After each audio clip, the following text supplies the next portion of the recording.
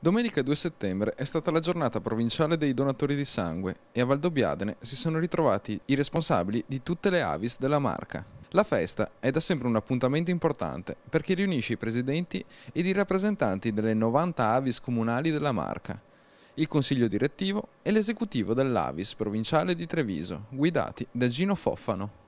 Un momento di incontro tra coloro che ogni giorno, in ogni angolo della provincia, operano volontariamente per la raccolta del sangue e per la sensibilizzazione della popolazione a questo gesto di solidarietà. Ma anche momento di confronto, di scambio di idee e di programmazione di tutta una serie di iniziative che con settembre si metteranno in moto. Diciamo che è un appuntamento fisso ormai da ben oltre 10 anni.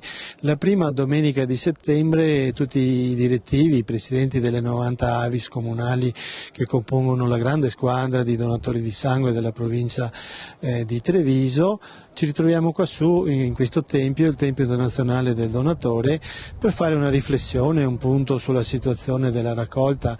Ma noi come Avis in provincia di Treviso raccogliamo all'incirca 50.000 sacche l'anno, è un numero importante, è un impegno costante.